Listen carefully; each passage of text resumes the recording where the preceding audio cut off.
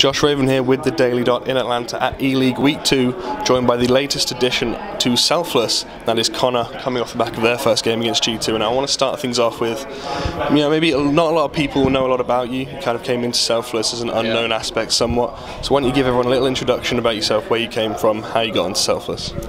So I've played with all these guys. Mainline, I played in Source for years. We started out when we were like 12 years old. I played Invite with them in Source for a few seasons. When I just came back to CSGO, I played with Relics and Mainline at the same time. So I've been around. I'm busy with work and school, so I've been playing in Premier and Main with mainly friends.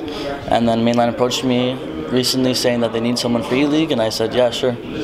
Obviously the step up is quite big, as you said, from playing in mains and premiers and stuff to now facing off against G2 at E-League. Was that pressure kind of affecting you in that game at all, or do you think you were able to shake it off? Yeah, I'd say I had a bit of nerves. I've never really played against any pro teams in CSGO. I've always just been playing Premier and Main, so it's a lot different because usually I can just rely on my aim, and in this it's a big step. Do you think you learned anything from playing against G2 for once? Obviously they're now on this uprise, considered one of the best teams in the world right now. Do you think you can learn from this game and go forward into tomorrow and put out a better performance, maybe take some wins? Yeah, for sure. I mean, they're a super aggressive team. They like to re-peak a lot of stuff. I don't know if they're just respecting us when they're playing us, but I think if we can take what we learned from this, because we're playing basically the same maps tomorrow. We're playing Cash and Cobble again. We fixed a few things late. I feel like if we fixed it earlier, we would have been good. And I'm sure my nerves will be good tomorrow, and I'll be good to step up because, yeah. Well, hopefully. I spoke to Relics at DreamHack Austin back then, I think before you were even on the team, but he mentioned that the next few weeks were going to be all about improving Selfless as a team. It's all about the teamwork, getting ready for tournaments like this. Would you say that after you've joined, you think the team is kind of much more prepared than they used to be, and they're kind of ready to give it their best in E-League? I think they were pretty prepared when I joined. I guess they just needed someone, they just needed an entry fragger, now that Uber stepped down. I'm not afraid to hold W and just run into a site. That's what they told me to do, and that's what I'm going to do. And hopefully tomorrow everyone's on again, and I'm on, and we'll be good. Obviously it is a pretty tricky group. You've got NIP and G2 and obviously Optic as well in there.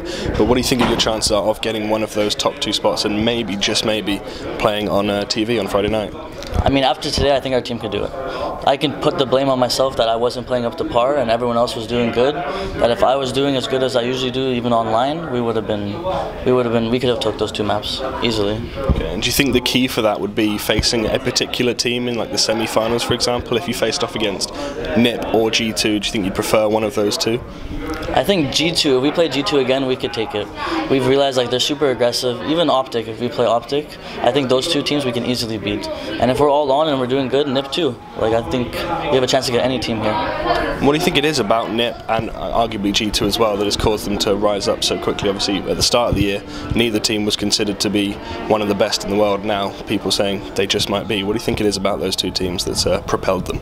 G2, I'm not sure. I don't know much about them, but NIP for sure, I think their coach has helped them out a lot. I was reading new things like how they have different play styles now. They're just super organized, they're just good. They've been playing together forever, and I guess now they're just stepping up. They're learning to play CSGO again. Okay, well I wish you the best of luck for tomorrow's games, and I hope you get to make it to the TV show on Friday. Thank you very much. Thank you.